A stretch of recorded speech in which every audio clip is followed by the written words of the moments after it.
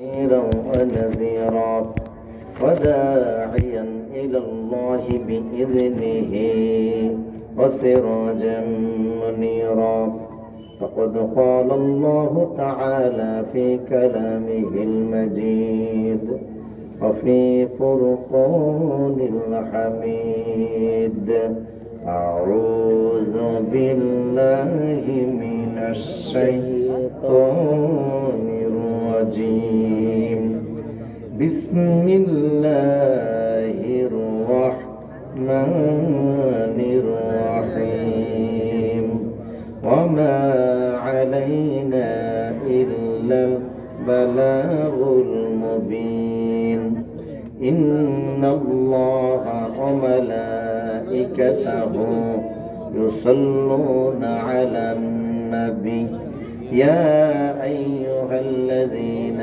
آمنوا صلوا عليه وسلموا تسليما اللهم سيدنا مولانا محمد وعلى آله مولانا محمد لا إله إلا الله لا إله إلا الله محمد رسول الله صلى الله عليه وسلم بسم الله الرحمن الرحيم গাজীপুর আনন্দীপুর সিরাজিয়া নুরানি শতমের ইবতেদায়ী মাদ্রাসার উদ্যোগে আয়োজিত বার্ষিক তাফসীর মাহফিলের সভাপতি জনাব নুরুল আমিন মাস্টার সাহেব, আজকের আমন্ত্রিত মেহমান জনাব শামসুল আলম সাহেব, বিশিষ্ট ব্যবসায়ী সমাজসেবক জনাব কাজী মনিরুল হুদা সাহেব, কথা বলেছেন অত্যন্ত সুমিষ্ট ভাষী সাহিবুল ইলম মুফতি মাওলানা আব্দুর রাজ্জাক লক্ষ্মীপুরী, হযরত মাওলানা সুলতান মাহমুদ খান সাহেব, মঞ্চে উপবিষ্ট আছেন এই জনপদের আলেম মাওলানা সাইফুল ইসলাম ফারুকী, অন্যান্য উলামায়ে কেরাম, সুধী মণ্ডলী, মঞ্চে উপবিষ্ট যুবক ভাইরা, মুরব্বী বাবারা, আল্লাহ পাকের শুকর যিনি আমাদেরকে এখনো বসিয়ে রাখছেন। মহব্বতে সবাই বসছি আলহামদুলিল্লাহ, জোরে বলি আলহামদুলিল্লাহ। বসিয়ে রাখলেন কে? দুনিয়াবি জাগতিক কোনো স্বার্থে নয়, একমাত্র আল্লাহর কোরআনের মহব্বতে। রাজনৈতিক সভা সমাবেশ হয়, বিরানের প্যাকেট দিয়েও পাবলিক খুঁজে পাওয়া যায় না। টাকা দেয়, গাড়ি ভাড়া দেয়, বাস ভাড়া দেয়, এরপরও মানুষ বক্তৃতা শুনতেও। কিন্তু কোরআনের মাহফিলে কোনো টাকা নাই, পয়সা নাই, হাদিয়া নাই, খাবার নাই, আরামের ঘুমকে হারাম করে ঘন্টার পর ঘন্টা মানুষ বসে থাকে একমাত্র আল্লাহর দ্বীনের ভালোবাসা। ইখলাস যদি আপনার ঠিক থাকে, এই একটা বসাই জাহান্নামের আযাব থেকে আপনাকে মুক্তি দান করবে। রাসূল বলেছেন আখলিস দীনাকা ইয়াকফিকাল আমালুল কারীম। আমল যদি তোমার ছোট হয়, ছোট্ট একটা আমল, কিন্তু এটাকে আল্লাহ বড় বানিয়ে উহুদ পাহাড়ের মতো বানিয়ে তোমার আমল নামায় লিখে দিতে পারেন, ঠিক কিনা বলেন?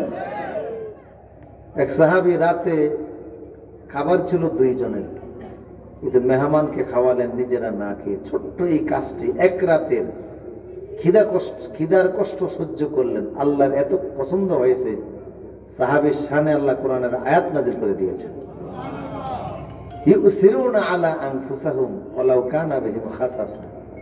আয়াত নাযিল হয়ে গিয়েছে। ছোট্ট একটু খেদমত কবুল করার মাধ্যমে আল্লাহ নাজাতের ফয়সালা করে দিয়েছেন। ভারতের দারুল উলুম দেওবন্দ মাদ্রাসা প্রতিষ্ঠা করেছেন কাসেম নানতবি, ধ্বংসস্তূপের উপরে ডালিম গেছেন নিচে, ভাবলেন যে এখানে একটা মাদ্রাসা করে। সেই দিনের ছোট্ট পরিকল্পনা আল্লাহর এত পছন্দ হয়েছে, সারা বিশ্বে দারুল উলুম দেওবন্দ মাদ্রাসার পরিচিতি আল্লাহ দান করে দিয়েছে। কাজে আপনার নিয়ত যদি ভালো হয়, মাটির নিচের আমল আল্লাহ কবুল করে নেবেন। এই পৃথিবীতে একজন আলেম ছিলেন আল্লামা সারাকসি, ওনাকে জালিম সরকার 11 বছর জেলে রাখছে। জালিম শুধু এই যুগে ছিল না, আগেও ছিল, ঠিক কিনা বলেন? এই পৃথিবীতে এমন আলেম ছিল যাদের লাশ জেলখানা থেকে বের হয়েছে। ইমামে আজম আবু হানিফার লাশ জেলখানা থেকে বের হয়েছে। শাইখুল ইসলাম ইবনে তাইমিয়ার লাশ জেলখানা থেকে বের হয়েছে। দুই পাশে লোকজন দাঁড়িয়েছিল, হাজার হাজার লোক। সন্ধ্যার সময় দাফন হয়েছে, মানুষ ওনাকে টাচ করতে পারে নাই। কাপড় নিক্ষেপ করে কাপড় শরীরে গায়ে লাগাইছে, ওই কাপড়ের মধ্যে চুমু খাইছে। শহীদ আল্লামা সাইদি সাহেবের ব্যাপারে দেখতাম, কাছ থেকে দেখেছি, মানুষ ওনার হাতে টাচ করতে পারে না, কিন্তু ওনার গাড়ির মধ্যে ঠোঁট লাগিয়ে চুমু খাইতে দেখছে। এটা ভালোবাসা, আলেমদের প্রতি মহাব্বত, ঠিক কিনা বলেন? পৃথিবীতে এমন অনেক আলেম ছিল যাদের লাশ জেলখানা থেকে বের হয়েছে। সারাকসিকে জেলে রাখলো 11 বছর একটা ফতুয়া দেওয়ার কারণে। তাও জেলখানাটা এইরকম, জেলের মাঝখানে কুয়া করে ওই কুয়ার মধ্যে ওনারা রাখছে 11টা বছর। কুয়ার মধ্যে ওখানে তিনি কুয়ার পাড়ে নামাজ পড়তেন, ইবাদত বন্দেগী করতেন। ছাত্ররা দেখলো যে ওস্তাদ তো জেলখানায় কুয়ার মধ্যে, এলেম থেকে তারা বঞ্চিত হবে। ছাত্র আগে কুয়ার পাড়ে প্রতিদিন বসে থাকত। উনি 48 ফিট গভীর থেকে তাকরীর করতেন, ছাত্ররা ওই তাকরীর গুলি শুনত এবং তারা লিখত। লিখতে লিখতে এই কিতাবের ভলিউম হয়ে গেছে 11 ভলিউম। এখন হানাফি মাযহাবের এটা সবচেয়ে বড় একটা কিতাব, যেই কিতাব আমরা পড়তে গেলে কিতাবের পাতায় চুমা খাই আর ওনার জন্য দোয়া করি।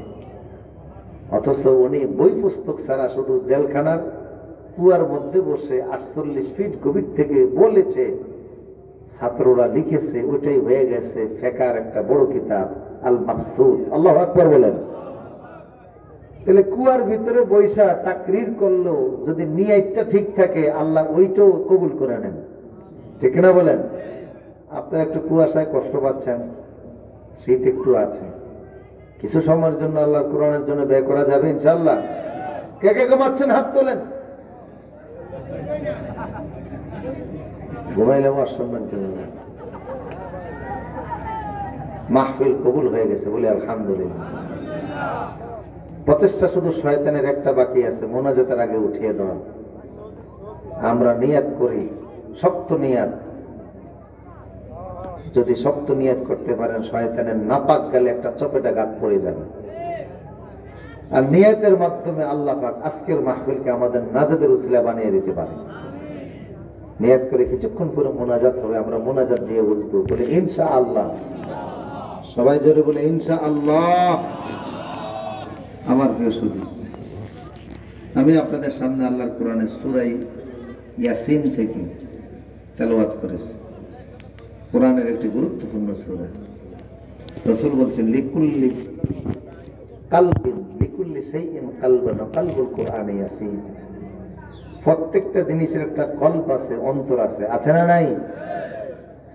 কিছু কিছু প্রাণী এমন আছে যাদের দেহের ভিতরে হৃৎপিণ্ডের সংখ্যা বেশি। যেমন মশা নামক একটা প্রাণী, ওটার ভিতরে হার্ট হলো 3টা। কয়টা? আমাদের ভিতরে হার্ট হলো 1টা। সব জিনিসের হার্ট আছে। আল্লাহ রাসূল বলেন কোরআনের হার্ট আছে, কালব আছে। কোরআনের কালবের নাম হলো সূরা ইয়াসিন। কেউ যদি একবার তেলাওয়াত করে, আল্লাহ পাক তার আমলনামায় 10 খতম কোরআনের সওয়াব দিয়ে দিবেন। রাসূল বলেছেন ইকরাউ সূরাতা ইয়াসিন আলা মাউতিকুম। তোমাদের মুমূর্ষু লোক যারা এখনই যারা মারা যাবে, তাদের সামনে সূরা ইয়াসিন তেলাওয়াত করো। কারণ এই মুহূর্তে যদি লোকটা জান্নাতি ফেরেশতা দেখে ঈমান নিয়ে মারা যায়, তার গোটা কবরের জিন্দেগিটা আল্লাহ একটা নূরের টুকরা বানিয়ে দিবে। মুমূর্ষু লোক যারা এখনই মারা যাচ্ছে, তবে এখন তো হঠাৎ মৃত্যু, বলা নেই, কোয়া নেই, আওয়াজ নেই, ঠাস করে পরে আর মরে, ঠিক না বলেন? রাসূল বলতেন এমন মৃত্যু দেখে তোমরা আল্লাহর কাছে পানাহ চাও, এমন মৃত্যু যেন আল্লাহ না দেয়। আল্লাহুম্মা ইন্নী আউযু বিকা মিন ফুযাতিল মাউত। আল্লাহ হঠাৎ মৃত্যু দেখে তোমার কাছে পানাহ চাই। মৃত্যু তো আমাদের হবে, তবে 78 বছর বাইচা থাইকা ঘৃণা নিয়ে বাইচা থাইকা লাভ কি? আবু সাইদের মতো চট করে মরে গেল লাভ আছে, কারণ মাহফিলের মধ্যে থেকে দোয়া পাওয়া যায়। আর 80 বছর পর্যন্ত হায়াত নিয়ে বাইচা রয়েছে, ওখান থেকে খোসা দেয় তো বাংলাদেশ উস্কে উঠে। কথা বলা ঠিক কিনা? রাগ এখনো কমে না, সোজাও এখনো হয় না। ওখান থেকে কথা বলে আর যুব সমাজ উস্কে ওঠে, বাড়ি পোড়ায়, এটা পোড়ায়, সেটা পোড়ায়। কারণ কি? খুব কষ্ট, ব্যথা, যন্ত্রণা, সেই জুলুমের ক্ষত চিহ্ন গুলি আজও ব্রেনে আছে না? আলেমদের হাতের মধ্যে হ্যান্ডকাপ। কথা বলেন, কথা বলেন ঠিক কিনা? অথচ আলেমরা হলো নবুয়তের খাসা। জুলুম করেছো তোমরা, টেন্ডারবাজি করেছো তোমরা, রাস্তাঘাট খাইতে গেলে টয়লেট পর্যন্ত কিনা খাইছো, জুলুম করেছো, অন্যায় করেছো, সম্পদ খাইছো, হাজার হাজার কোটি টাকা সুইস ব্যাংকে পাঠাইছো, বাংলাদেশ ব্যাংক পর্যন্ত গিলে খেয়ে ফেলছো। এই বাংলাদেশ ব্যাংকের পাসওয়ার্ড নাম্বার নকল করে এটাকে এই দেশের সম্পদ ফিলিপাইনে পাঠিয়েছো, বিভিন্ন দেশে পাঠিয়েছো, ব্যাংকগুলিকে রাস্তায় নামিয়ে দিয়েছো, আর দোষ দিছে আলেমদের ঘাড়ের উপরে। আমার প্রিয় সুদীপ, আলেমদের সঙ্গে বেঈমানি, আল্লাহ মরণের সময় ঈমান দিবেন না। আর আলেমকে মহাব্বত করলে মৃত্যুর সময় যিনি ঈমান দিবেন তিনি কে? তোমরা আলেমদের শান বুঝো না, মান বুঝো না। যদি বুঝতা কোনদিন এই বেয়াদবি অন্যায় করতা না, আলেমদের গলায় ফাঁসির রশি দিতা না, ফুলের মালা দিয়া সর্বোচ্চ সম্মানটা দিতা। আমার প্রিয় সুদীপ, উলামায়ে কেরাম যেটা বলেছে অক্ষরে অক্ষরে প্রমাণিত হয়ে গেছে। খালেদা জিয়াকে যখন তার বাড়ি থেকে বের করে, মুফতি আমিনী বলেছিলেন এমন একটা দিন আপনার জীবনেও আসবে। ওনাকে বাড়ি থেকে বের করেছেন, এমন একটা দিন আসবে আপনি আপনার বাড়ির জন্য কাঁদবেন। চোখের পানি ছাইরা কাঁদাইছে কে? মানুষের প্রতি জুলুম আল্লাহ বরদাস্ত করেন না, মাজলুমের চোখের পানি আল্লাহ সহ্য করতে পারেন না। ঠিক কিনা বলো? ঠিক কিনা? আলেমদের জন্য মুহাব্বত যদি একটু কলিজার মধ্যে রাখো, হাসরের ময়দানে রাসূলের পাশে গিয়ে দাঁড়াতে পারবা। যদি কোরআন সুন্নাহর ন্যূনতম জ্ঞান থাকতো, আকল থাকতো, বুদ্ধি থাকতো, কোরআন ওয়ালাদের সঙ্গে বিরোধিতা করতে না। এই পৃথিবীতে একজন বড় আলেম ছিলেন আল্লামা ইব্রাহিম আত-তাইমি, আরেকজন ছিলেন ইব্রাহিম নাখি। দুইজনের নামের সাথে মিল আছে, দুজনের নাম ইব্রাহিম, দুজন ইমাম বুখারীর উস্তাদ।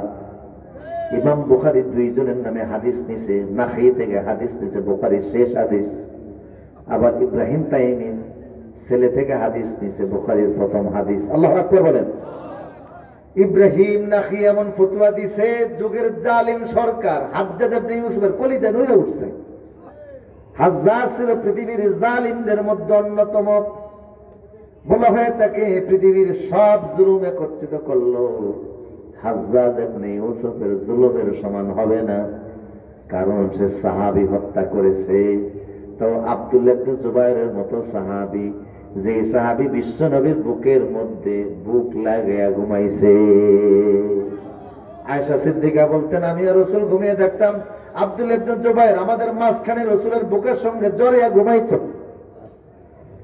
মদিনায় হিজরতের পরে প্রথম তিনি জন্মগ্রহণ করেছেন। রাসূল নিজে মুখ হাতে থুতু নিয়ে ওনাকে তাহনিক করে দিয়েছেন। আল্লাহু আকবার বলেন। সে আব্দুল্লাহ ইবনে জুবাইর রাদিয়াল্লাহু তাআলা ওনাকে হত্যা করেছে হাজ্জাজ ইবনে ইউসুফ। অনেক আলেম হত্যা করেছে, আলেমদের ফতোয়া সহ্য হতো না। কথা বলেন ঠিক কিনা? হাসিনা আলেমদেরকে জেলে নিয়েছে কেন? আলেমরা যখন বলল নরেন্দ্র মোদী বাংলাদেশে আসতে পারবে না, কারণ তার ঠোঁটে এবং তার দাঁতে গুজরাটের মুসলমানদের রক্ত লেগে আছে। মোদী বাংলাদেশে আসতে পারবে না, আলেমরা শত্রু হলো কেন? যখন আলেমরা বলছে শরীফকে শরীফা বানানো যাবে না। শুধু আলেম না, এই দেশের ছেলেদেরকে দেখছে সপ্তম শ্রেণীর বই থেকে শরীফ থেকে শরীফার গল্প মুছে ফেলে ছিঁড়ে ফেলে দিয়ে পায়ের তলায় নিক্ষেপ করেছে। এমন চ্যাপ্টার পড়ে আমরা শিক্ষিত হইতে চাই না, যেটা ইসলাম বিরোধী কথা। এমন বই আমাদের দরকার নাই। ছাত্ররা পর্যন্ত এমন বইকে পায়ের তলায় ছড়ে ফেলে দিয়েছে। ঠিক কিনা বলেন? ঠিক কিনা বলেন? আমার প্রিয়, শুধু শুধু তাই নয়, মুহাম্মদ ইবনে ইব্রাহিম আত-তাইমি আর ইব্রাহিম নাখি এমন ফতোয়া দিয়েছে, হাজ্জাজের কলিজা কাইপা উঠছে। তো পুলিশ পাঠাইছে ওনাকে গ্রেফতার করার জন্য। ওনার বাড়িতে গেছে, কিন্তু ভুলক্রমে ওনার বাড়িতে না গিয়ে গেছে ইব্রাহিম আত-তাইমির বাড়িতে। নামের এখানে একটা কথা আছে না নাই?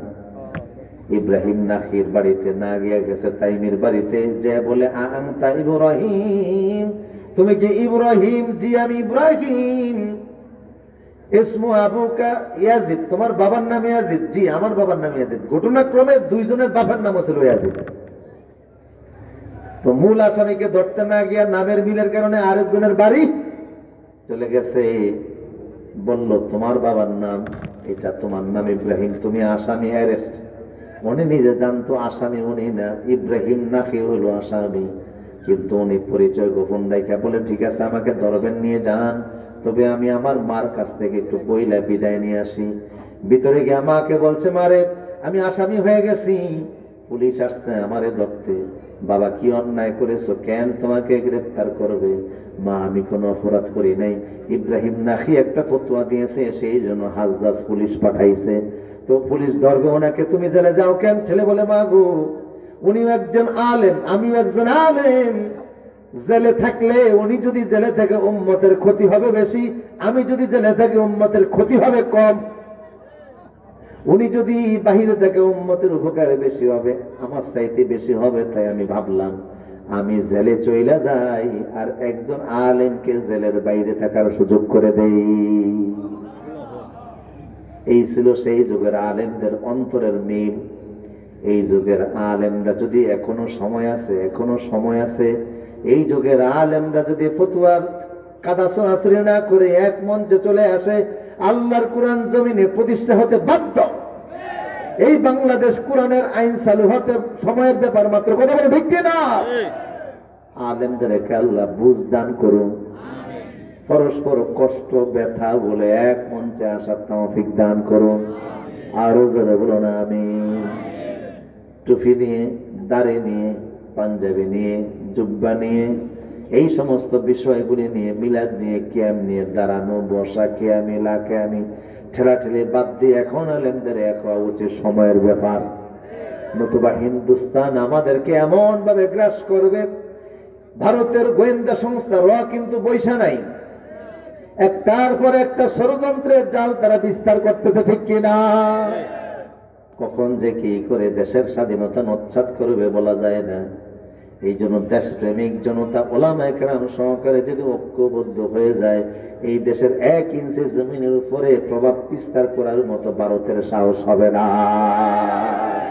কারণ হিন্দুস্তান কচ্ছপ খাওয়া জাতি। কি খাওয়া? কাসিম যারা খায় এদের চরিত্র হলো সুবিধা দেখলে মাথা বের করে, বেকারে দেখলে মাথা ভিত্তে নেয়, ঠিক কিনা বলেন? ঠিক কিনা বলেন? এটা হলো কাসিমের চরিত্র। কাসিম যারা খায় ওরা যদি ঠিক মতো ডান্ডার বাড়ি দেখে ঠান্ডা হয়ে যাবে, বাংলাদেশ নিয়ে বাদরামি করার সাহস পাবে না। আমাদের সাথে প্রায় 5200 কিলোমিটার মতো সীমান্ত আছে বিভিন্ন দেশের সাথে। তার ভিতরে ভারতের সাথে আমাদের সীমানা হলো 4800 কিলোমিটার লম্বা সীমানা। আমাদের সাথে তারা বিগত বছর গড়িনে তেমন মহাব্বতের আচরণ দেখায় নাই। মাঝে মধ্যে আমরা দেখেছি আমাদের ফেলানিদের লাশ কাটা তারের ভিতরে ঝুলতেছে, অথচ চীনের সাথে বেয়াদবি করার সাহস পায় না, নেপালের সাথে পায় না। এদেশের মানুষ যদি ঠিক মতো একটা হুমকি দেয়, হিন্দুস্তান রাম রাম বলতে বলতে পালিয়ে যাবে। 18 কোটি মুসলমানের মোকাবেলায় আসতে সাহস করবে না। কারণ আমাদের অস্ত্র না থাকতে পারে, টাকা পয়সা কম থাকতে পারে, আমাদের ইমানি শক্তি বলে একটা শক্তি আছে না না? আমার প্রিয় সদী, ইব্রাহিম মা বলছে বাবা আসামি একজন জেলে যাবার তুমি কেমনি? ছেলে বলে মা গো উনি যদি জেলের বাহিরে থাকে উম্মতের উপকার হবে বেশি, তাই আমি জেলে যাই, উনি থাকো। মা বলছে ছেলে রে যাও, তোমারে আল্লাহর নামে সাদাকা করে দিলাম। ছেলে এখন যাচ্ছে, এসে বলে আমাকে অ্যারেস্ট করে জেলখানা নিয়ে গেল। হাজ্জাজ বড় জালিম, জেলখানা বানাইছে, জেলখানার কোনো ছাদ দেয় না। ছাদবিহীন জেলখানা, বৃষ্টির পানিও পড়ে, রোদের আলো পড়ে, 6 মাসে শুকিয়ে গেছে কাঠের মতো। 6 মাস পরে মা আসতে ছেলেকে দেখতে, ইব্রাহিম। মা দেখে চিনে না, কাছে এসে বলে, আনতা ইব্রাহিম, তুমি কি ইব্রাহিম? জি মা। আনতা ইবনি, তুমি কি আমার ছেলে? জি মা, আমি তোমার সন্তান। বাবারে নিজেরে এইভাবে করে শেষ করে দিচ্ছ কেন? ছেলে বলে, মা গো, আমার ব্যক্তিগত জীবনের জন্য আমি আমার নিজেরে শেষ করে দেই না, একজন আলেমের শানে আমি আমার নিজেকে শেষ করে দিচ্ছি, বিনিময়ে মা হাসরের ময়দানে নবীর কাছাকাছি দাঁড়াইতে পারবা। এই ছিল আগের আলেমদের প্রতি আলেমদের ভালোবাসা। আলেমরা আলেম চিনে, রতনে রতন চিনে। কথা বলেন ঠিক কিনা? স্বর্ণকারে স্বর্ণ চিনে, লোহা চিনে কামারে। ঠিক কিনা বলেন? ঠিক কিনা বলেন? আলেম আলেম চিনে, সেই জন্য যাচাই করে আমলে এদেশের সরকারগুলি আলেমদেরকে চিনল না। তাই কোরআনের ফাঁকি শহীদ আল্লামা সাইদিকে ক্লিনিক্যাল ডেথ করে দিয়েছে। কথা বলেন ঠিক কিনা? আজহারিকে দেশ থেকে বের করে দিয়েছিল। এই রামগঞ্জের সন্তান আল্লামা লুৎফুর রহমান বলেছিলেন, আহারে কত বড় ওলি ছিল, আজহারি আসবে, আজহারি আসবে, আজহারি আসবে। আল্লাহু আকবার। আজকে তিনি নেয়, আসছে কে আসে নাই? আল্লাহ ওনার কবরটাকে জান্নাত বানিয়ে দেন। আমি বলতাম কোরআনের একটা মুজিজা, 60 বছর যাবত কোরআনের তাফসীর করে এখনো মুখের দাঁতগুলি ঠিক আছে, শব্দগুলি ঠিক ছিল, একটা উচ্চারণ অশুদ্ধ হতো না, আওয়াজ বড় চমৎকার ছিল, মুখের ভাষা বড় মধুর ছিল, সুর ছাড়া কথা বলতেন, মনে হতো যেন প্রত্যেকটা কথা গিয়ে কলিজার ভিতরে বিধতেছে। এমন নিঃস্বার্থ আলেম ছিলেন, জীবনে কোনো ওয়াজের জন্য কন্টাক্ট করেন না। কথা কয় না? এখন তো এমন বক্তা আছে পুরো ফেড না করলে স্টেজে উঠেও না। আগে বিকাশে সব পাঠানো লাগে, তারপরে স্টেজে আসে। আর এত বড় আলেম ছিলেন, জীবনে হাদিয়ার জন্য অপেক্ষাও করেন নাই। এইভাবে দাওয়াতি কাজ করার কারণে আল্লাহ খেদমত কবুল করে নিয়েছে, বলি আলহামদুলিল্লাহ। এবং কয়েকজন দাইল আল্লাহর কথা বলে আমি আজকের মতো মোনাজাত দেব। কষ্ট হচ্ছে মনে আপনাদের? না, আমি আপনাদের সামনে সূরা ইয়াসিনের একটি আয়াত তেলাওয়াত করেছি। আজ থেকে কয়েক হাজার বছর পূর্বের কিছু দাইল আল্লাহর মানুষের গুণ আল্লাহ তুলে ধরেছেন, যারা দাওয়াত দিয়েছেন, ভালো কথা বলেছেন। এই পৃথিবীতে সব যুগে সব সময় ইসলামের দাওয়াত যারা দিয়েছে তারাই নির্যাতিত হয়েছে। এমন নবী পৃথিবীতে ছিলেন, দাওয়াত দেওয়ার কারণে ওনার কল্লা কেটে জঙ্গলে নিক্ষেপ করে দেওয়া হয়েছে, গাছের মধ্যে দিয়েছে, করাত দিয়ে কেটে ফেলেছে। এমন নবী ছিল, পাহাড় থেকে দাওয়াত দেওয়ার কারণে চুরে ফেলে দেওয়া হয়েছে। কথা বলেন ঠিক কিনা? রাসূলের সাহাবীরা যারা দাওয়াতি কাজ করেছেন, ঈমান এনেছেন, এত জুলুম নির্যাতনের শিকার ছিলেন। হযরত বেলালের নাকের ভিতরে রশি লাগে গরুর মতো টানছে। আমার দেশে ঘোড়ার গাড়ি আছে না নাই? ঘোড়ার দেখবেন নাকের মধ্যে রশি লাগায়া ওই রশি নিয়ে টানে। হযরত বেলালের নাকের মধ্যে ছিদ্র করে ওই রশি দ্বারা ওরা মরুভূমিতে টেনে টেনে নিয়ে যাইতো, মরুভূমির বালির মধ্যে শোয়া রাখতো। সৌদি আরব যারা গিয়েছেন দেখবেন তাপমাত্রা কত বেশি, এসি রুমে থাইকেও ঠিক থাকা যায় না। কথা বলেন, কথা বলেন ঠিক কিনা? সেইখানে প্রচন্ড গরমের মধ্যে উত্তপ্ত বালির মধ্যে বেলালকে শোয়াইয়া রাখে, পেটের মধ্যে আবার পাথরও চাপা দেয়, যুবকদের হাতে তুইলা দেয়। হযরত খাব্বাব ইবনে আরাদ বলে, আমার পেটের মধ্যে কয়লা দিয়েছে, গরম কয়লার কারণে আমার পেটের নিচের অংশটা গইলা গইলা, চামড়া চর্বি গইলা আমার কোমরটা চিকন হয়ে গেছে। স্বয়ং বিশ্বনবীর 3 বছর জেলে রাখছে, তাইফে রক্তাক্ত করে দিয়েছে। আল্লাহর নবী ঠিক মতো পেট বই না, জীবনে খায়াও কবরে যেতে পারেন না। এমন কষ্টের মাধ্যমে ইসলাম এসেছে। বাদাল ইসলামু গরীবান সায়াউদু গরীবান ফাতুবা লিল গুরাবা। ইসলামের শুরুটা কিন্তু মসৃণ ছিল না। ইসলামের শুরুটা ছিল এমন, কালেমা মুখে নিলে মায়ের আছে না নাই? কালেমা মুখে নিলে মায়ের নির্যাতন, জুলুম, হামলা, মামলা। কত বড় জুলুম ছিল আবু জেহেলদের। হযরত সুমাইয়ার বর্ম নিক্ষেপ করে ওনার নিচের অংশ 2 টুকরা করে ফেলে শহীদ করে দেওয়া হয়েছে। জুলুম করতে করতে সুমাইয়ার স্বামী ইয়াসিরকে মেরে ফেলেছে। ওনার সন্তান আম্মারকেও মেরে ফেলার জন্য চক্রান্ত হয়েছে। বহু ফ্যামিলিকে এইভাবে করে দিনের পর দিন জুলুম করে শেষ করে দিয়েছে। তারপরও ইসলাম বন্ধ হয় নাই। ইমান ইসলাম যেমন ছিল আজও তার ওইভাবেই ফুলের মতো আছে। শুধু যুগের জালিমরা নাই, জালিম আসবে, জালিম যাবে, ইসলাম তার জায়গা মতো ঠিক থাকবে। কথা বলেন ঠিক কিনা? আমার প্রিয়, শুধু আমরা সব ছাড়তে পারি, ইমান ছাড়তে পারি না। মনে রাখবেন, ব্যক্তির চাইতে দল বড়, দলের চাইতে দেশ বড়, দেশের চাইতে ইমান বড়। ব্যক্তির চাইতে দল বড়, দলের চাইতে দেশ বড়, দেশের চাইতে ইমান বড়। প্রয়োজনে দেশ ছাড়া যাবে, তারপর ইমান ছাড়া। বিশ্বনবী দেশ ছাড়ছেন কি ছাড়েন? মক্কা ছেড়ে দিনের নবী, বলেন, মক্কা ছেড়ে দিনের নবী মদিনাতে যায়, জন্মভূমির মায়ায় নবী ফিরে ফিরে সায়। আল্লাহ নবী চোখ থেকে পানি ছেড়ে ছেড়ে কাঁদে, মক্কা তুমি আল্লাহর নির্বাচিত জায়গা, এই জায়গায় একটা সেজদা দিলে 1,00,000 বার সেজদা দেওয়া সওয়াব পাওয়া যায়। এই জায়গাটা আল্লাহর পছন্দের জায়গা। পৃথিবীর সব নবীরা এখানে আসছে। জমিনের ভিতরে সবচেয়ে দামি জায়গা হলো এটা, এটা হলো জায়গার সাইয়্যিদ। সুবহানাল্লাহ।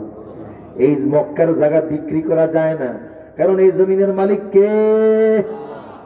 শুধু কাবার জায়গা না, একদিকে 16 কিলো, আরেক দিকে 21 কিলো, আরেক দিকে 6 কিলো, এই পুরাটা জায়গার মালিক আল্লাহ।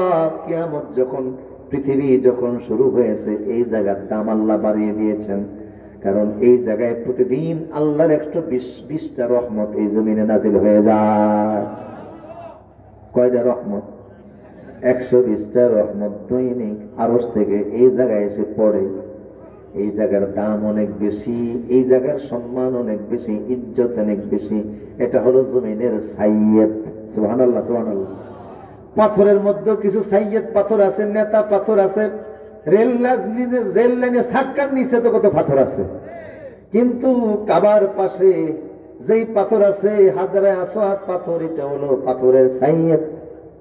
এই পাথরটা একবার কাবার উপরে হামলার কারণে এই পাথরটা ব্রিটেনে চলে যায়।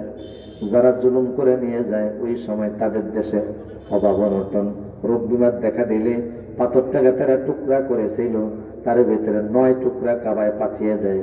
3 টুকরা ব্রিটেনের মিউজিয়ামে এখনো আছে। ব্রিটেনের বড় বড় বিজ্ঞানীরা 3 টুকরা পাথর নিয়ে গবেষণা করে দেখে, এই পাথরের সাথে পৃথিবীর পাথরের মিল নাই, মহাশূন্যের পাথরের মিল নাই, আকাশের ছায়াপথের পাথরের মিল নাই, তাদের দেশের পৃথিবীর গ্রহ উপগ্রহের কোন পাথরের মিল নাই। এই পাথরের মিল আছে হাজরে আসওয়াদ পাথরের সাথে, আর ওই পাথর আদম নবীর জান্নাত থেকে নিয়ে আসছে। এই হলো পাথরের নেতা। আবার 24 ঘন্টার ভিতরে একটা সময় আছে যেটা সময়ের নেতা, এটা হলো আসরের ওয়াক্ত। আল্লাহু আকবার বলেন। আর ফজরের ওয়াক্ত। আবার সপ্তাহের মধ্যে একটা সাইয়্যিদ, সপ্তাহের একটা দিন আছে, সেটা হলো জুমার দিন। কথা বলেন ঠিক কিনা? পুরা বছরের রাতের মধ্যে একটা সাইয়্যিদ রাত আছে, লাইলাতুল কদরের রাত। কথা বলেন ঠিক কিনা? আবার পুরা বছরের ভিতরে সাইয়্যিদ একটা দিন আছে, ওটা হলো আরাফার দিন। নবীদের মধ্যে সাইয়্যিদ আছে, তো রাসূলুল্লাহ এই জমিনের সবচেয়ে ভালো জমিনটা সাইরা যাইতে চান নাই। আল্লাহ পাক বললেন, নবী আপনার কষ্ট হচ্ছে? জি আল্লাহ। আল্লাহ বলেন, কষ্ট মুছে ফেলে দেন, আমি ওয়াদা দিলাম, আমার ওয়াদা অক্ষরে অক্ষরে বাস্তবায়িত হবে। যদিও আজকে বুকে ব্যথা নিয়ে আপনি যাচ্ছেন, অল্প সময়ের মধ্যে এই মক্কার শাসন ক্ষমতা আমি আল্লাহ আপনার হাতে তুলে দিব। ইন্না ফাতাহনা লাকা ফাতহাম মুবিনা, আমি আল্লাহ আপনার বিজয় দান করে দিব। মাত্র 8 বছরের মাথায় বিশ্বনবী 10টা সাহাবী নিয়ে মক্কা আসলেন। আরো জোরে বলুন আল্লাহু আকবার। রাসূলুল্লাহ বরাবর আইসা কাবার সামনে দাঁড়ালেন। হযরতে আলীকে বলেন, আলী রে, আমি কাবার ভিতরে প্রবেশ করব, চাবিটা কোথায়? আলী বললেন, চাবি তো ওসমান ইবনে তালহার কাছে। রাসূল বললেন চাবিটা তার কাছ থেকে নিয়ে আসো। হযরত আলী গেলেন, ওসমান ইবনে তালহার ঘরে দরজার সামনে করাঘাত করলেন। ওসমান ইবনে তালহা বলে, মান ফিল বাব, দরজায় কে? আমি আলী। যেই বলছে আলী, সে কাইপা উঠছে, তুমি কিভাবে মক্কা আসলাম? আলী বলে, শুধু আমি না, রাসূল নিজে আসতে, সাথে 10,000 সাহাবী। ওসমান ইবনে তালহা বলে, আমাদের নেতারা কই কই, সব নেতা দিল্লি পালাইছে। কথা বলেন না? নেতার এখন কি ভাব, কি ভাবসাব, কি কথা, কি প্রতাপ, কি অহংকার মাটির সাথে আল্লাহ মিশিয়ে দিয়েছে। কথা বলেন ঠিক কিনা? অহংকার কিসের মূল? কিসের মূল? আমার প্রিয় সুধী, এই পৃথিবীতে প্রাণীদের মধ্যে সবচেয়ে বেশি অহংকার হলো মাকড়সা। চিনেন নি আপনারা মাকড়সা? অহংকার হলো সবচেয়ে বেশি মাকড়সার। কেন? মাকড়সা মাকড়সা বাসা বানাতে গিয়ে সবচেয়ে বেশি অহংকার করে। কি অহংকার? মাকড়সা বলে, কষ্ট হচ্ছে মনে আপনাদের না? মৌমাছি বাসা বানায় বাহিরের থেকে, মৌ মানে আনে না। পাখিরা বাসা বানায় বাহিরের থেকে খড়কুটা আনে, দেখছেন? বাবুই পাখি বাসা বানায় নিজে বটে, কিন্তু খড়কুটা আনা লাগে কি লাগে না? পিঁপড়া মাটির ভিতরে বাসা বানায় দূরের থেকে, মাটি নিয়ে আসে বহন করে মাটির টিভি বানায়। আমি মাকড়সা বাহিরের কিছু আনি না, আমি শুধু লাফ হাল দিলেই আমারও বাসা তৈরি হয়ে যায়। এই জন্য এর ভাব বেশি। বাসা বানানোর পরে মোশান হয়ে একেবারে খুব হাইচা গাইচা নাইচা ভাবসাব নিয়ে বাসার মধ্যে বসে আর বলে, পৃথিবীর কোন জিনিস আমার এই পরাশক্তির সামনে দিয়া যাইতে পারবে না। আর যদি কোনো ক্ষেপণাস্ত্র আমার সামনে আসে, আমি শেষ করে দিব। ক্ষেপণাস্ত্র মানে মশা। আর যদি কোনো জঙ্গি বিমান আসে, ওইটারও আমি শেষ করে দেব। জঙ্গি বিমান মানে মাছি, আমি শেষ করে দেব। সে মাকড়সার জাল বিস্তার করেছে, বানিয়েছে। আল্লাহ বলেন, ইত্তাখাযাত বাইতান। মাকড়সা যখন জাল বানায়, মালিক কিন্তু তখন তাকিয়া থাকে। মালিক বানাইছে অসুবিধা নাই, ওর মন চাইছে বানাইছে। কিন্তু মালিক যখন টের পায় যে নতুন মেহমান বাড়িতে আসতেছে, তখন মালিক চিন্তা করে বাড়িঘর পরিষ্কার করার দরকার আছে না নাই? নতুন মেহমান আসতেছে, বাড়িঘর পরিষ্কার করবে, তো মালিক ঘরটা ঝাড়ু দেয়, দেওয়াল ঝাড়ু দেয়। কি দিয়া দেয়? ঝাড়ু দেয়। এখন উপরের দিকে মালিক তাকাইছে, তাকিয়ে দেখে এই বিল্ডিং এর ছাদের মধ্যে ঘরের ওখানে কোনে কিসের বাসা? মাকড়সার বাসা। এখন এইটাও যদি পরিষ্কার না করে, বাসা তো সুন্দর হয় না, এটাও পরিষ্কার করার দরকার আছে না নাই? আচ্ছা, মাকড়সার বাসা পরিষ্কার করতে গিয়ে কোন লোককে কি এমন দেখছেন যে দেশের সেনাবাহিনী প্রধানকে ফোন দেয়, মাননীয় সেনাবাহিনী প্রধান, বিশাল বড় দুর্দশ শত্রু বাহিনীর বাসা আমার সামনে, এটাকে ধ্বংস করা লাগবে, আপনি ব্রিগেড 77 পাঠিয়ে দেন, রেজিমেন্ট 73 পাঠিয়ে দেন, মাকড়সার বাসা ধ্বংস করা লাগবে। বলে অন্তত 2-4টা ট্যাঙ্ক পাঠান, 2-5 জন সেনাবাহিনী পাঠান, কিছুই না, অন্তত একটা ককটেল দেন।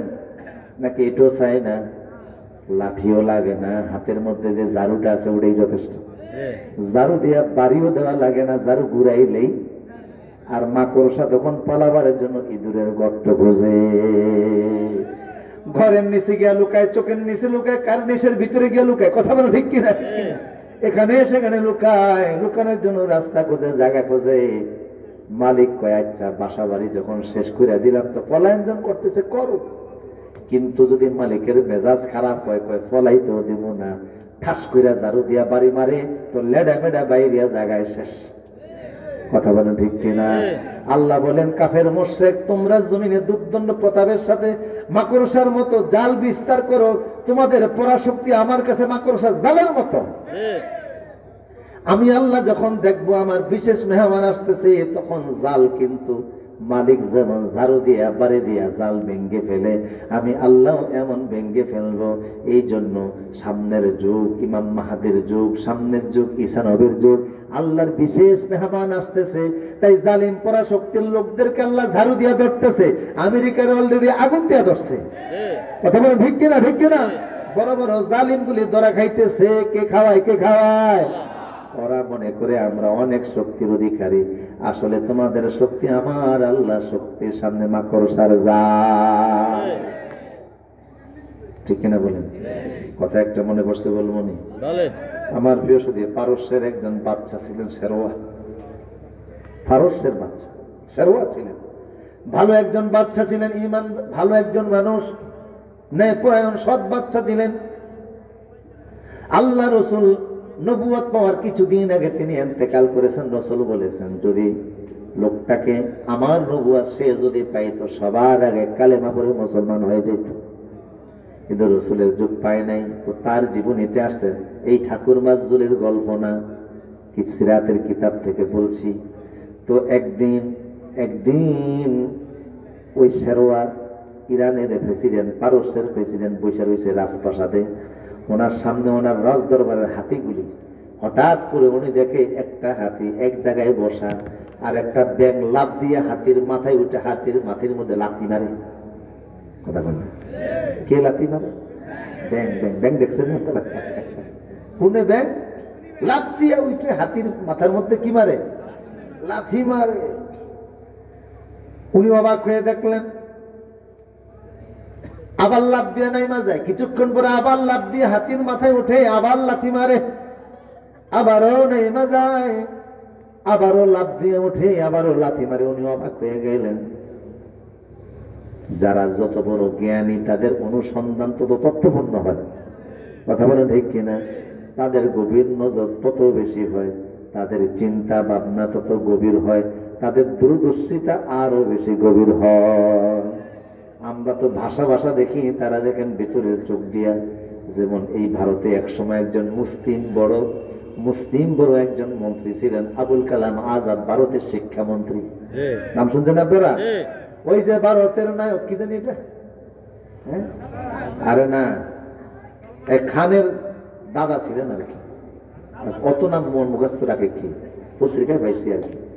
আমার প্রিয় সুদীপ, আমার ভাই আমির খানের কি দাদা লাগতো। তো উনি যখন শিক্ষামন্ত্রী স্কুল পরিদর্শনে গেলেন, যাই সেখানে দেখেন যে অঙ্কের একজন টিচার, এর দেখে উনি নিজে জিজ্ঞেস করলেন, আর কোন শিক্ষক না, এর দিকে জিজ্ঞেস, আপনার নাম কি? আমার নাম রামেশ। কি করেন এখানে?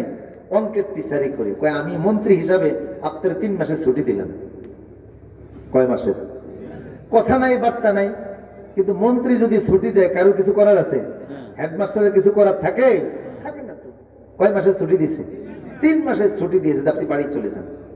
3 মাসের ছুটি, বাড়ি চলে যান, কোনো কথা নেই। তো উনি বাড়ি চলে গেছে। বাড়ি যাওয়ার পরে 3 মাস ছিলেন, 3 মাস পরে ছুটি কাটে আবার স্কুলে আইসা যথারীতি চাকরিতে যোগদান করছে। আবুল কালাম আজাদ তিনি তখনও শিক্ষামন্ত্রী, যে কোনো এক বিশেষ সফরে আবারও তুমি ওই প্রতিষ্ঠানে গেছেন। আবার গিয়া দেখেন ওই শিক্ষক ক্লাসে অঙ্ক করায়। বলেন, আপনি না ওই শিক্ষক যারা আমি 3 মাসের বাধ্যতামূলক ছুটি দিয়েছিলাম? জি। তা আপনি এখনো বাইচা রয়েছেন? কই জি। ওনার ব্রেনের ভিতরে কিউরিসিটি জাগলো, এই লোক বাইচা থাকে কি করে, এ তো মরে যাওয়ার কথা। আচ্ছা, আপনি বাড়ি যেয়ে কি করছেন? কথা বুঝেন না? বাড়ি যেয়ে কি আপনি করেছেন? কয়, আমি বাড়ি গিয়ে দেখলাম বাবার কিছু জমি ছিল, ওই জমিনের মধ্যে আমি কলা গাছ লাগাইছি। কি গাছ? কলা গাছ চাষাবাদ করেছি। আর বাবার একটা পুকুর ছিল, ওই পুকুরের ভিতরে আমি নিজে মাছ চাষ করেছি। তো দৈনিক পাকা কলাও খাইছি, কাঁচা কলাও খাইছি, রান্না করেও খাইছি, মাছ খাইছি। শরীর আগের চাইতে বেশি বড় হয়েছে, ওজন আরো বাড়ছে। এইটা দেখে মনে আপনি অবাক হয়েছেন? কয় না, তোমার শরীরে আমি এমন একটা রোগ দেখছিলাম, আমার মনে হয়েছিল তুমি 1-1.5 মাসের বেশি আর বাঁচবা না। তাই আমি ভাবলাম মইরাই যেহেতু যাবা, মার কাছে গিয়া বাড়িতে মরো, স্কুলের বারান্দায় মরা লাভ কি? এখন তুমি যেহেতু এখনো বাইচা রয়েছো, আমার কিউরিসিটি, আমার নজর তো এখনো বাড়ছে। বাড়ি গিয়া তুমি যে কলা গাছ চাষ করছো, আমার ওই খেতে নিয়ে যাও। মন্ত্রী মহোদয় কিছু লোকজন নিয়ে ওই খেতে গেলেন। কোদাল দিয়ে কলা গাছের গোড়াগুলি সাফ করা শুরু করলেন। কিছু কলা গাছের গোড়ায় দেখেন বিষাক্ত সাপ। সাপ দেখে তিনি বুঝলেন এটাই হলো তোমার চিকিৎসা। বুঝেন কথা? তোমার যে রোগ হয়েছিল, কথা বুঝেন না আপনারা? যক্ষা রোগ। কি রোগ? যক্ষা রোগ। আমি দেখেছি তোমার যক্ষা রোগ হয়েছে, মৃত্যু নিশ্চিত। আগে তো যক্ষা রোগ বলতো, যক্ষার নাই কোনো রক্ষা নাই। এমন রোগ ছিল যক্ষা রোগ, ভালো হওয়ার ব্যবস্থা নাই, ওষুধও নাই, ওষুধ আবিষ্কার হয় না। তুমি নিশ্চিত মারা যাবা, তোর মায়ের কোলে মরো, এটা আমি চাইছিলাম, এই জন্য আমি তোমার ছুটি দিয়া পাঠাইছি। কিন্তু তুমি কলা গাছ চাষ করেছো, কলা খাইছো, মাটি কইরা দেখি কলা গাছের গোড়ায় বিষাক্ত সাপ, সরাসরি সাপের বিষ, এটা মানুষের মৃত্যুর কারণ। কিন্তু এই সাপের বিষ যখন কলা গাছের গোড়ায় পড়ছে, সাপ কিন্তু যেখানে সেখানে বিষ জ্বালে না, গাছের গোড়ায় বিষ জ্বালে। কথা বুঝেন কিনা?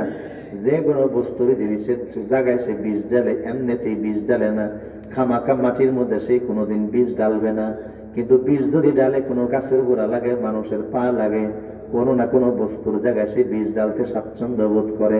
কলা গাছের গোড়ায় সে বিষ ঢেলেছে, ওই বিষ প্রক্রিয়াজাত হইয়া গাছের গোড়া দিয়া ফলে গিয়া ঢুকছে, আর ওই ফল বিকরণ হইয়া তোমার ঔষধ হয়ে গেছে, যক্ষার ঔষধ। তাহলে ব্যক্তি যত বড় তার নজর, কথা বুঝতেছেন কিনা আপনারা? আমার প্রিয় সুদীপ, ব্যক্তি যত বড় তার নজর তত বড়।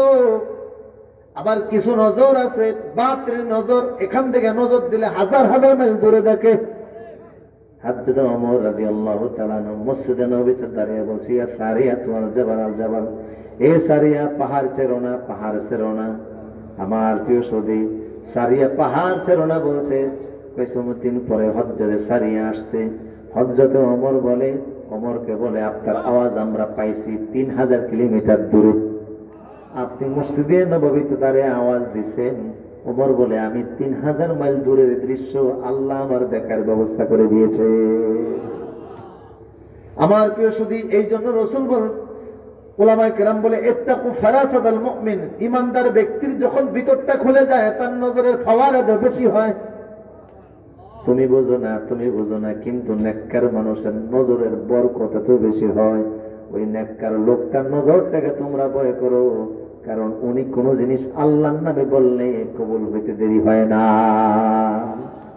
দোয়া করতে দেরি হয়, কবুল হইতে দেরি হয় না, যেটা বলে সেইটাই কবুল। আগের মুসলমান কথা বলতে দেরি হতো, কবুল হইতে দেরি হতো না। এখনকার মুসলমানরা তাহাজ্জুদ করে দোয়া করে, কবুল হয় না। ওয়াজের মঞ্চে দোয়া করে, দোয়া কবুল হয় না। ফিরানে দোয়া করে, দোয়া কবুল হয় না। তাহাজ্জুদ পড়া, ইশরাক পড়া, আউয়াবিন পড়া, সবে কদর রাত্রে দোয়া করে, দোয়া কবুল হয় না। কারণ এখন অধিকাংশ মুসলমান হয়ে গেছে নফসের গোলাম। আগের মানুষ আল্লাহর গোলাম ছিল, আল্লাহর দ্বীনের বাইরে একটা কদম চলতো না, ঠিক কিনা বলেন? শুধু তাই না, আগের মানুষের দোয়া এমন ভাবে কবুল হইতো, হাদিস শরীফের মধ্যে আসছে, কয়েক মিনিট সময় নেই, কষ্টজনক আপনাদের। হাদিস শরীফের মধ্যে আসছে, হযরত ওমর রাদিয়াল্লাহু তাআলা আনহু দেখে এক লোক তার ছেলেদের নিয়ে আসছে। বাবা ছেলে দুইজনের চেহারা ফটোকপি, বাবাও যেমন ছেলেও দেখতে, বাবা ছেলে দুইজন দেখতে একরকম, ছেলে যেমন বাবাও তেমন, চেহারার মধ্যে কোনো অমিল নাই, সিমিলারিটি 100তে 100। বাবার চেহারার কালার যেমন, ছেলেরও তেমন, বাবা যত লম্বা ছেলেও তত লম্বা। আল্লাহু আকবার। দুইজনকে আলাদা করা কঠিন, অথচ একজন বাবা একজন ছেলে। ওমর বলে, এই তোমার এটা কে? আমার ছেলে। তোমার ছেলে তোমার হুবহু ফটোকপি। বাবা বলে, আমিরুল মুমিনিন, আমার এই ছেলের পিছনে একটা ঐতিহাসিক গল্প আছে, আজীব কথা আছে। কি কথা? বলে, আমি আমার স্ত্রী গর্ভবতী, 3 মাসের পেটে বাচ্চা, জেহাদের ডাক আসলো, আপনি জেহাদের ডাক দিলেন, আমি জেহাদের ময়দানে যাওয়ার জন্য প্রস্তুতি নিলাম। স্ত্রী কান্নাকাটি করে, আমার পেটে বাচ্চা আর আমি অসুস্থ, এই অবস্থায় আপনি জেহাদের মাঠে যাইবেন। আমি কল্পনা করে দেখলাম, স্ত্রী সন্তানের জীবনের চাইতে জেহাদের ময়দানে গিয়ে আল্লাহর রাহে জীবন দেওয়ার মূল্য অনেক বেশি, কাফেরের সাথে মোকাবিলা করা লাগবে। সেই জন্য আমি স্ত্রীকে বললাম, আমি জেহাদের মাঠে যাবই, তবে ইন্নী ইস্তাদাতু মা ফি বাতনিক, তোমার পেটে যে বাচ্চা আছে ওই বাচ্চাটাকে আমি আল্লাহর জিম্মায় রাখলাম। এই দোয়া আমি করে, দোয়াটা আমি করলাম, আল্লাহুম্মা ইন্নী ইস্তাদাতু মা ফি বাতনি, তোমার পেটে যে সন্তান আছে আল্লাহর রাহে দিয়া গেলাম। এই দোয়া করার পরে তিনি বলেন, আমি জেহাদের ময়দানে চলে গেলাম। কিছুদিন পরে একটা দুঃখজনক সংবাদ আমার কানে আসলো, আমার স্ত্রী ইন্তেকাল করেছে। শুধু তাই না, আমার স্ত্রীর সন্তানটাও প্রসব হয় নাই, সন্তানটা পেটে নিয়ে মারা গেছে, তো সন্তান সহ আমার স্ত্রীর দাফন করে দিছে। কয়েক মাস আমি জিহাদের মাঠে ছিলাম, হযরত ওমর জিহাদের মাঠ থেকে যুদ্ধ করে আমি বাড়ি আসছি। আসার পরে সবাই বলে ওই হলো গোরস্থানে তোমার স্ত্রীর কবর, তবে কবরের কাছে যাও না, কারণ আমরা রাত্রিবেলা দেখে তোমার স্ত্রীর কবর থেকে আগুনের অগ্নিকুণ্ডলী বের হয়, আগুনের স্ফুলিঙ্গ বের হয় তোমার স্ত্রীর কবর থেকে, ভয়ঙ্কর কবর। গ্রামবাসী সবাই ভয় পায়, সবার মুখে মুখে এই কথা। আমিও ভয় পাইলাম আর কান্নাকাটি শুরু করলাম, আল্লাহ এমন কেমন কথা, বছরে 5 দিন রোজা রাখা হারাম, অথচ আমার স্ত্রী এই 5 দিন ছাড়া 12 মাস রোজা রাখতো। আমার স্ত্রীকে পর পুরুষ কোনোদিন দেখে নাই, আমার স্ত্রী কোনোদিন তাহাজ্জুদ তার কাজা নাই, আমার স্ত্রী আউয়াবি নেশা কাজা নাই। সেই দিনদার মহিলার কবর থেকে আগুন বের হয়, আমার বিশ্বাস হয় না। কিন্তু রাত্রিবেলাও আমিও দেখি রাত 12টার দিকে স্ত্রীর কবর থেকে আগুনের স্ফুলিঙ্গ বের হচ্ছে। সাহস করে ভাবলাম আমি তো মুজাহিদ মানুষ, আল্লাহর পথের মুজাহিদ, আমি কাছাকাছি যাই। স্ত্রীর কবরের কাছাকাছি গেলাম, কাছাকাছি গিয়ে দেখি এটা আগুন না। যদি আগুনের মতো দেখা যায়, আসলে আগুন মনে হলো না। আমি কাছাকাছি যাওয়ার পরে দেখি কবরের মধ্যে আমার স্ত্রী বাচ্চা কোলে নিয়ে বসে রয়েছে। আমারে দেখা মাত্রই বলল, স্বামী আমার সালাম, তোমারে এত দেরি করলা কেন? তুমি তোমার আমানত আমার কাছে রাইখা গেছো। কবরে আসার পরে ফেরেশতার তত্ত্বাবধানে এই সন্তান জন্ম হয়েছে। আমি জান্নাতে থাইকা তোমার বাচ্চারে দুধ পান করাইছি, তো এখন বাচ্চা নিয়ে অপেক্ষায় আছে, কখন তুমি আসবা। হাত বাড়াও স্বামী, আমি তোমার আমানত তোমার হাতে তুইলা দিলাম। ইমাম তাবারি এটা লিখেছেন, ইমাম তাবারির মতো লোক। ইমাম তাবারি হাদিস নকল করেছেন, বুঝতেছেন কথা আপনারা? আমার স্ত্রী কবর নামক বারজাখি জিন্দেগি থেকে সন্তান আমার কোলে দিয়া দিল। আমি সন্তান বুক নিলাম, স্ত্রী দেখলাম আসলে ওইটা আগুন না, ওইটা হলো একটা নূর, যেটা আগুনের মতো এইরকম স্ফুলিঙ্গের মতো বাতাসের সঙ্গে আন্দোলিত হইয়া কবরের ভিতর থেকে উপরে চলে আসে। তো পাবলিক ওটারে আগুন মনে করেছে, আসলে ওইটা আগুন না। আমি দেখি আমার স্ত্রী জান্নাতি পোশাক তার শরীরের মধ্যে, সন্তানটা আমার কোলে দেওয়ার পরে কবরটা অদৃশ্যভাবে বন্ধ হয়ে গেল। আড়াল থেকে স্ত্রী আমাকে বলছে, স্বামী রে, তুমি জিহাদের ময়দানে যাওয়ার আগে নিজের সন্তানের জন্য দোয়া করে গেছো, আল্লাহুম্মা ইন্নী ইস্তাআদাতু মা ফি বাতনি, আল্লাহ আমার স্ত্রীর পেটের মধ্যে যে সন্তান আছে, ওই মা ফি বাতনি, পেটের মধ্যে যে সন্তান আছে ওইটাকে তোমার জিম্মায় দিয়ে গেলাম। স্বামীর তুমি যদি ওই সময় আমারও আল্লাহর জিম্মায় রাখতাম, সন্তান যেমন রাখছো, তো সন্তান যেমন পাইছো আমারও পাইতা। আমারও যদি আল্লাহর জিম্মায় রাখতা, আমারও তুমি জীবিত পাইতা, সন্তানও পাইতা।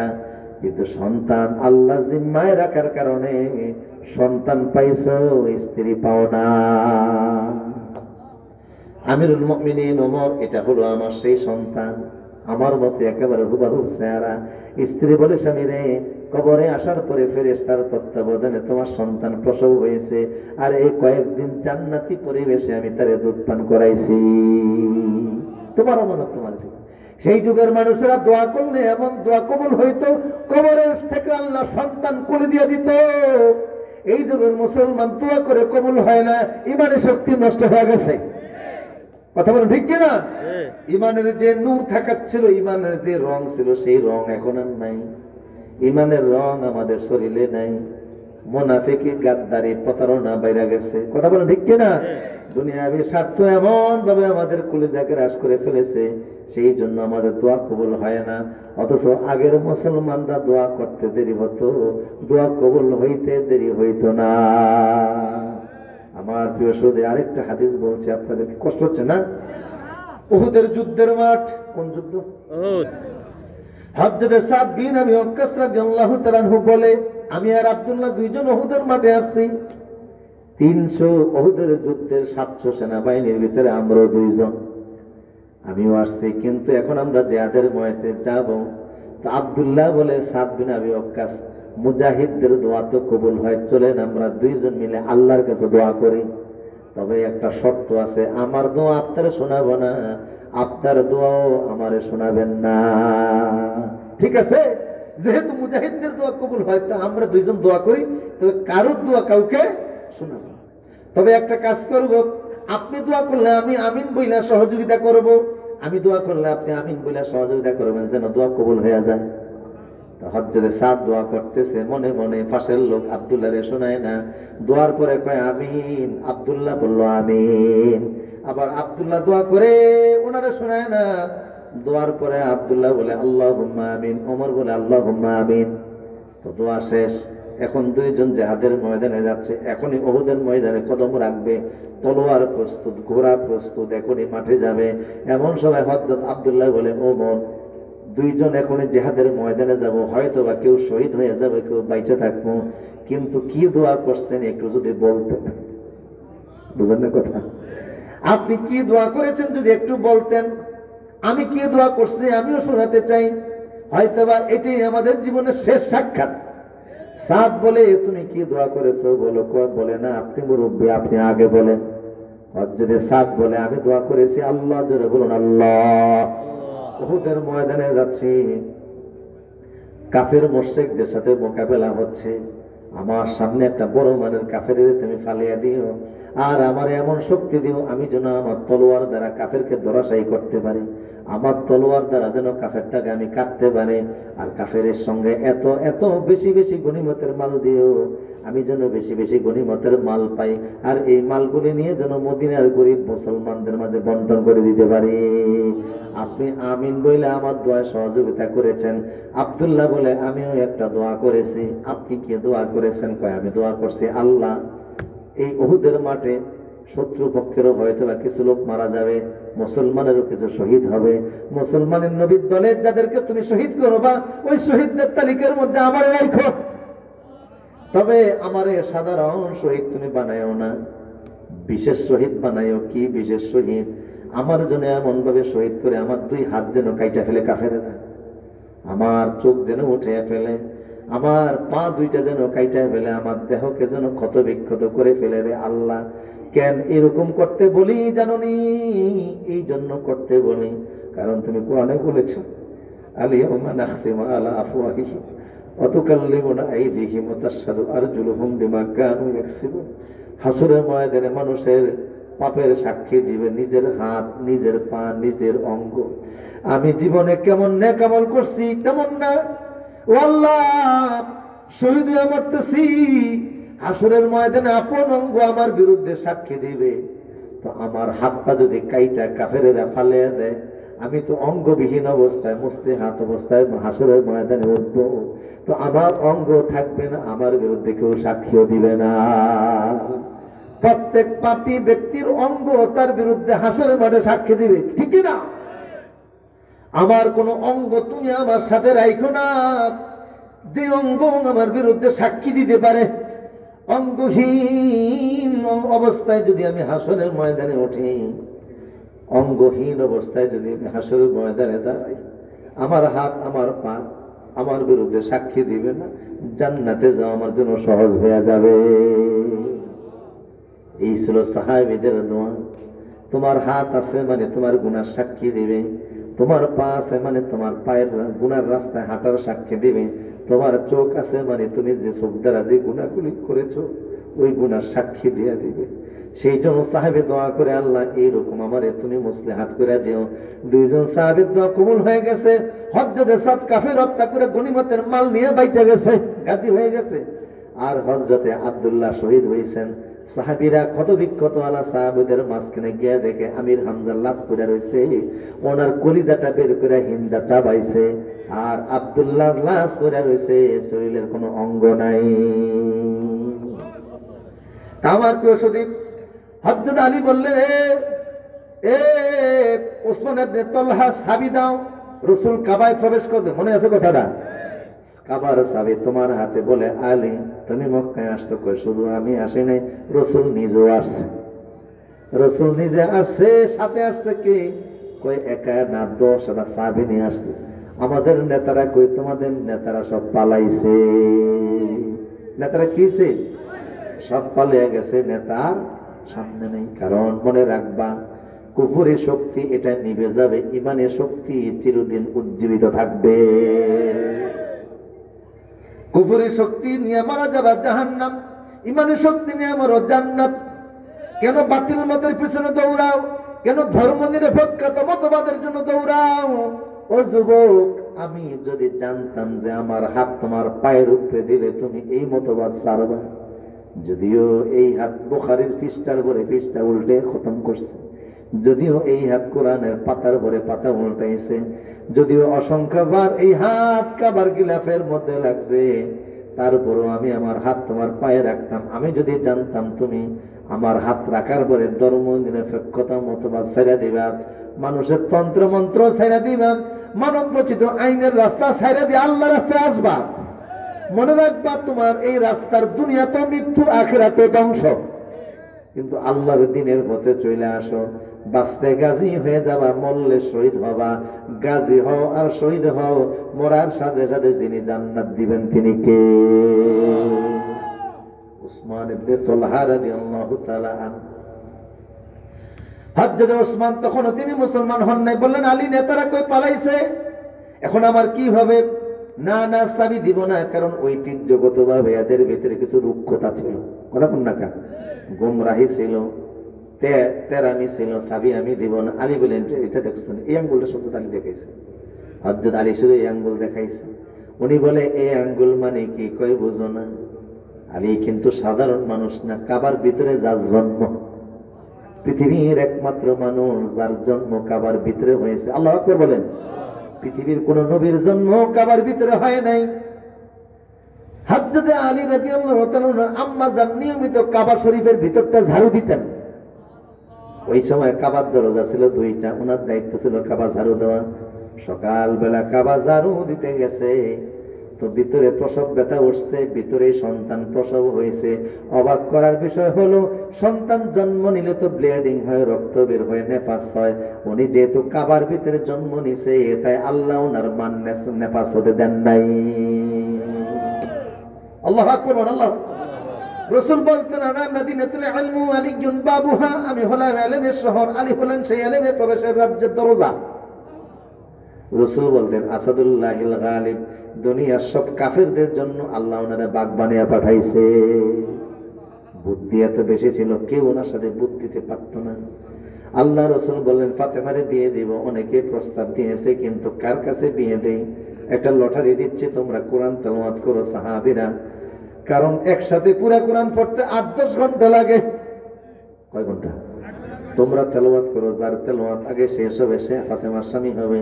সবাই তেলাওয়াত শুরু করছে। হযরত আলী 3 মিনিটের মাথায় দাঁড়িয়ে বলে, ইন্নী কদ খাতামতুল কোরআন, আমি কোরআন খতম করে ফেলছি। সাহাবীরা বলে, আমরা স্টার্ট দিলাম, আপনি শেষ করে ফেলেছেন। রাসূল মুস্কি মুস্কি হাসে আর বলে, আলী রে, এত তাড়াতাড়ি কিভাবে কোরআন খতম করলা? আলী বলে, রাসূলুল্লাহ, আপনি বলেছেন কোন ব্যক্তি যদি মানকারা সূরাতুল ইখলাস সালাসা মাররা ইনহা তা'দিলু সুলুসাল কোরআন, আপনি বলেছেন কেউ যদি 3 বার সূরা ইখলাস পড়ে 1 খতম কোরআন হয়ে যায়। আমি ফাতালে বাড়ি মারছি, বুঝেন না? কি বাড়ি? ফাতালে বাড়ি মারছি। রাসূল বলে, আলী, আল্লাহ জিবরাইল দিয়ে বলছে ফাতেমার স্বামী তুমি হবা। বিয়ে হয়ে গেল হযরত আলীর সাথে। আলী বলে, এই আঙ্গুল দেখছো? কি আঙ্গুল? কয়, শোনো, খাইবারের ময়দানে কাফেরদের একটা কামুস নামক দুর্গ ছিল, এত বড় লোহার কপাট, ওজন হলো 800 মণ। এই কপাট কেউ সরাতে পারে না। এই আঙ্গুল দিয়া তাই না 800 মণ লোহার কপাট সরাইয়া কাফেরদের সঙ্গে রীতিমতো যুদ্ধ করে বিজয় ছিনিয়ে এনেছি।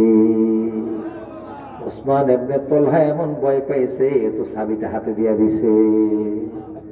রাসূল হযরত আলী চাবি নিয়ে আসতেছে। তালহা বলে, আমি কি করবো? আমার পিছনে পিছনে আসো। না না, আমি গেলে তোমার রাসূল আমারে মারবে। কয়, না রে তালহা, মুসলমান কোনদিন প্রতিশোধ নেয় না।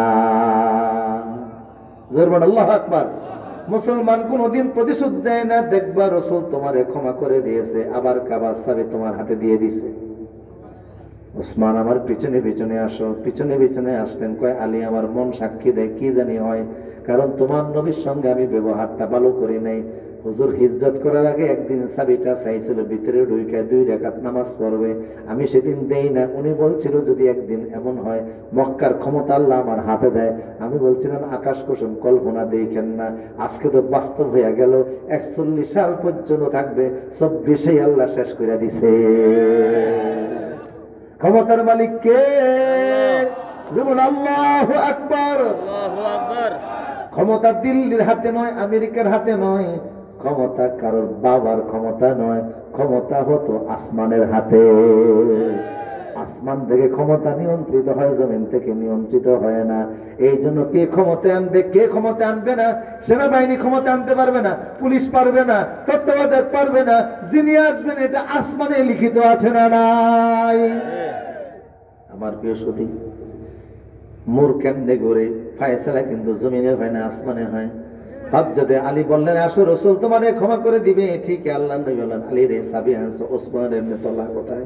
হুজুর ভয় পাইছে, আসতেছে না, ডাইকা নিয়ে আসো। আসছে তালহা। আগের দিন সেই দিনের কথা কি মনে আছে? নবীকে নতুন করে স্মরণ করে লজ্জা দিয়েন না, আজকে ক্ষমতা আপনার হাতে, আমারে ক্ষমা করে দিন। হুজুর বললেন, শুধু ক্ষমা করলাম না, আল্লাহ নির্দেশ দিয়েছে ইন্নাল্লাহা ইয়া'মুরুকুম আন তুআদ্দুল আমানাতি ইলা আহলিহা, চাবিটা যেন তোমার হাতে দিয়া দেই। যাও রে তালহা, শুধু তোমার হাতে চাবি নয়, কিয়ামত পর্যন্ত তোমার বংশধরের লোকেরা কাবার চাবি বহন করবে।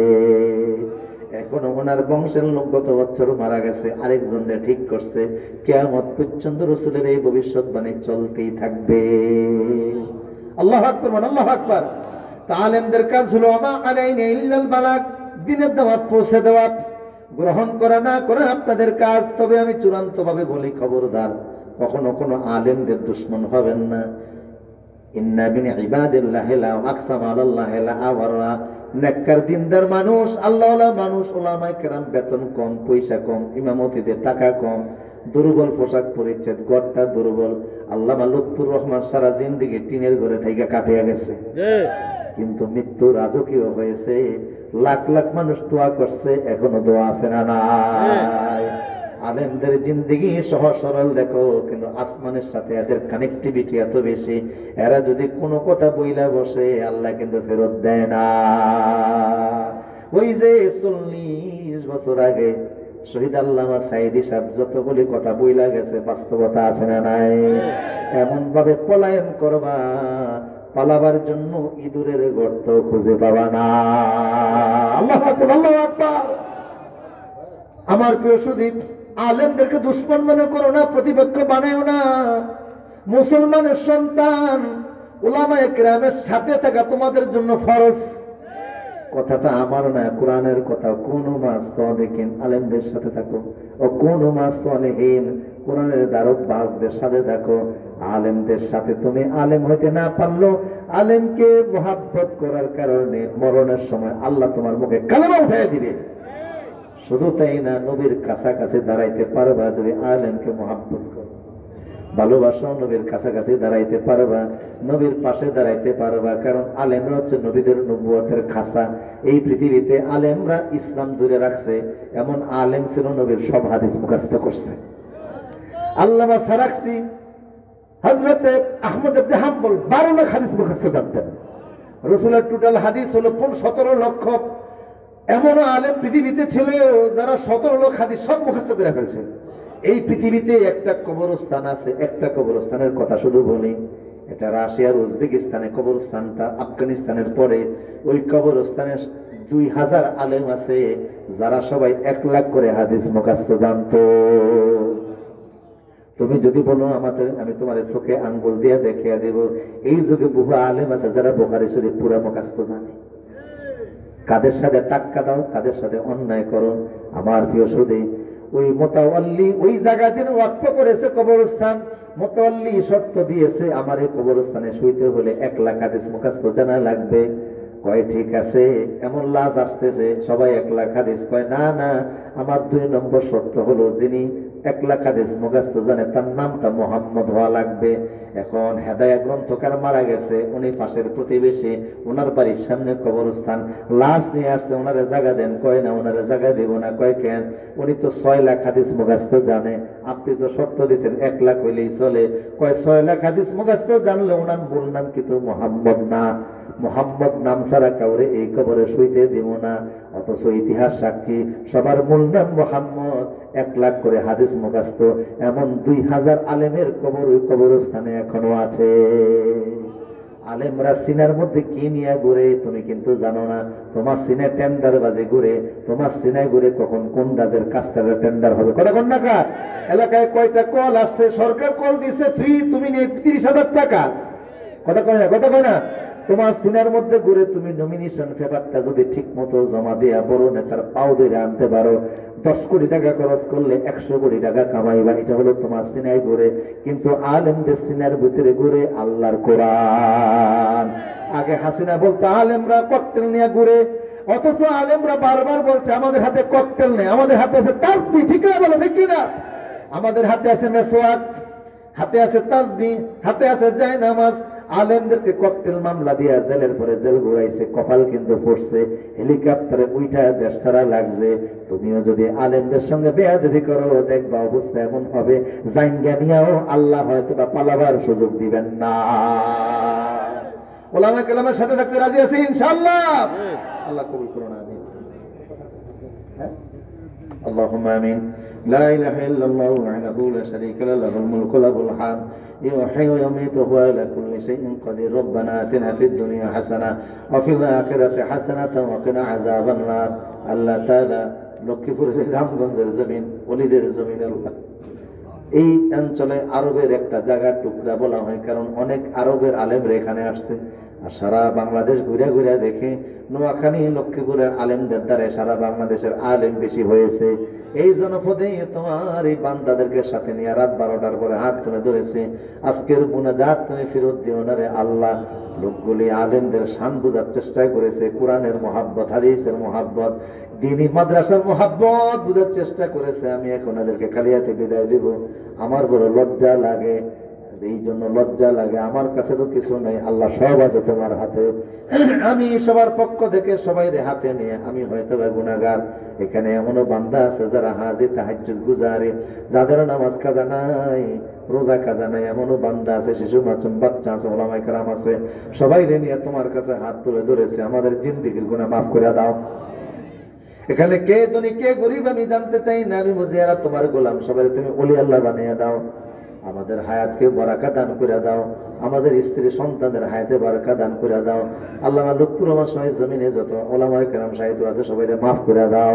আমাদের আব্বা আম্মা যারা কবরে চলে গেছে আল্লাহ ক্ষমা নসিব করে দাও। আজকের সভাপতি অতিথিবৃন্দ ওলামায়ে কেরাম মাওলানা সাইফুল ইসলাম ভাই আর হাফেজিয়া ইবতেদায়ী নুরানি মাদ্রাসা সহকারে আল্লাহ আপনি কবুল করে নেন। এই মাদ্রাসাটাকে সরকারি দ্বীনি মাদ্রাসা আপনি হিসাবে কবুল করে নেন। এলাকাবাসী যারা সাহায্য সহযোগিতা করলো আল্লাহ ওনাদের দানকে কবুল করে নেন। আসলে আল্লাহ আজকের মাহফিলকে জান্নাতের উসিলা বানিয়ে দেন। আল্লাহুম্মা আনতাস সাহিবু ফিস সাবর ওয়াল খলিফাতু বিল হাল।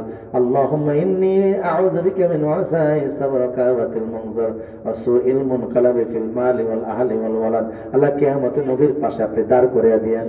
জীবনে মা বোনরা যারা আসছে আল্লাহ ওনাদের হায়াতে বারাকা দিয়ে দেন। সামনে রমজান মাস, শাবান মাসের বারাকা আমাদেরকে নসিব করে দেন। আল্লাহুম্মা বারিক লানা ফি রাজব ওয়া শাবান ওয়া বাল্লিগনা রমাদান ওয়াজআল আখির কালামিনা ইনদাল মাউত শাহাদাতান লা ইলাহা ইল্লাল্লাহ মুহাম্মাদুর রাসূলুল্লাহ সাল্লাল্লাহু আলাইহি ওয়াসাল্লাম। আসসালামু আলাইকুম ওয়া রাহমাতুল্লাহি ওয়া বারাকাতুহু। মোবাইলে টাকা